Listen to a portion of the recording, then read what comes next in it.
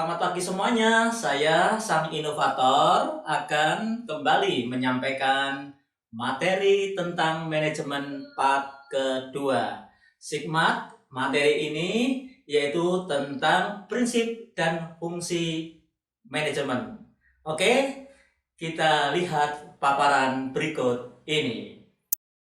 Langsung saja guys, mari kita mempelajari materi tentang prinsip manajemen. Ada 14 prinsip yang harus kita pahami dan kita pelajari bersama. Yang pertama adalah tentang pembagian kerja. Yang kedua, wewenang dan tanggung jawab. Dan yang ketiga, disiplin. Yang keempat, kesatuan perintah. Dan kelima, kesatuan pengarahan.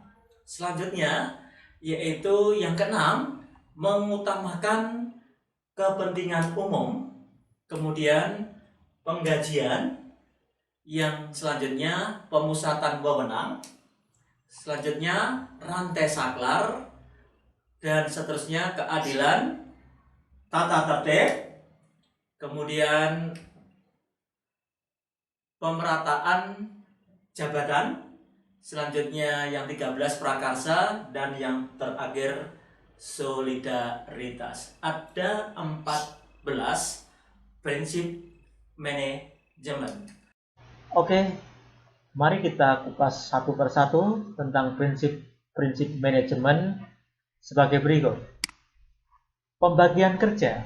Apa makna pembagian kerja? Pembagian kerja adalah suatu spesialisasi kerja yang harus disesuaikan kemampuan dan keahlian tenaga kerja agar proses kerja berlangsung efektif. Jadi kita harus mendengarkan prinsip the right man in the right place. Kemudian yang kedua adalah wewenang dan tanggung jawab. Apa guys yang dimaksud wewenang dan tanggung jawab? Adalah hak untuk mengambil keputusan sehubungan dengan tanggung jawab atau pekerjaan yang harus dikerjakannya. Wewenang dan tanggung jawab harus dilakukan secara seimbang. Kita lanjutkan prinsip tentang disiplin. Disiplin merupakan tindakan yang ditujukan dengan ketaatan dan kepatuhan terhadap pekerjaan yang menjadi tanggung jawab karyawan. Kemudian kesatuan perintah adalah prinsip kesatuan perintah agar karyawan tidak mengalami kebingungan atas perintah atasan. Oke, kita lanjutkan saja guys. Prinsip selanjutnya yaitu kesatuan pengarahan. Kesatuan pengarahan merupakan kegiatan pengintegrasian usaha anggota setiap kelompok sehingga tugas yang dibebankan dapat diselesaikan. Kemudian, mengutamakan kepentingan umum. Kepentingan umum harus didahulukan daripada kepentingan pribadi dengan tujuan agar setiap kegiatan berjalan lancar. Tujuannya untuk tercapai tujuan dengan baik. Kemudian prinsip selanjutnya yaitu penggajian. Gaji atau upah merupakan imbal jasa atas keterlibatan faktor produksi tenaga kerja dalam proses produksi. Kemudian prinsip selanjutnya yaitu pemusatan wewenang.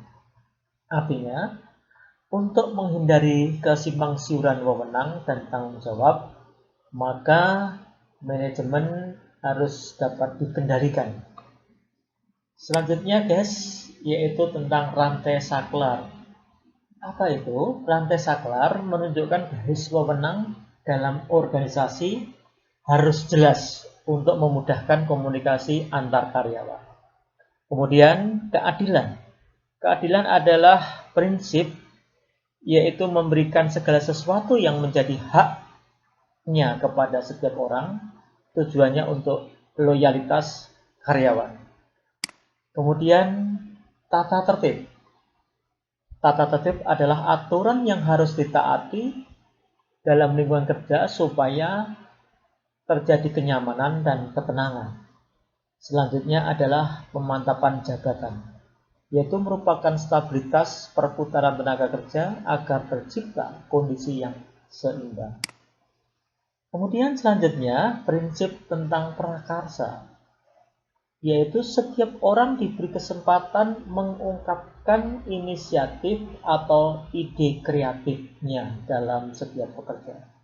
Kemudian yang terakhir adalah solidaritas, yaitu merupakan semangat persatuan dan hubungan kerjasama yang baik dengan rasa setia kawan.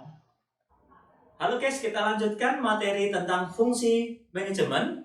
Ada 5 fungsi manajemen yang harus kita pelajari bersama. Apa itu? Oke, lihat. Yang pertama adalah perencanaan. Oke, yang kedua pengorganisasian, yang ketiga adalah pengarahan, yang keempat pengkoordinasian, dan yang terakhir adalah pengendalian. Ada 5 fungsi yang harus kita pelajari. Oke, kita mau belajar bersama. Yang pertama adalah perencanaan. Pertama adalah perencanaan. Perencanaan merupakan langkah awal penentuan tujuan. Tahap ini menentukan strategi, kebijakan, program, prosedur, metode, anggaran, dan standar yang diperlukan untuk mencapai tujuan organisasi. Kemudian yang kedua adalah pengorganisasian, yaitu proses menyusun struktur organisasi yang dilanjutkan dengan pembagian tugas, wewenang, dan sumber daya untuk mencapai tujuan yang telah ditetapkan. Yang ketiga adalah fungsi pengarahan. Istilah ini disebut juga directing atau actuating, commanding, dan motivating. Menunjukkan proses pengarahan, saya ulangi, menunjukkan proses pengarahan orang-orang untuk bekerja dengan standar dan bertanggung jawab. Kemudian yang keempat, pengkoordinasian. Fungsi ini mengikat keseluruhan fungsi manajemen melalui fungsi perencanaan, pengorganisasian, pengarahan, dan pengendalian. Yang terakhir guys, yaitu tentang fungsi pengendalian. Apa itu?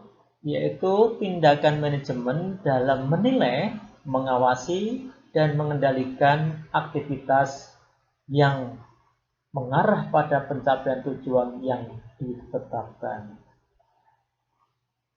Siswa sekalian, kita telah belajar tentang prinsip-prinsip manajemen, kemudian fungsi manajemen. Mari kita di masa belajar di rumah ini kita tingkatkan terus untuk belajar melalui pembelajaran-pembelajaran video yang telah kami sampaikan.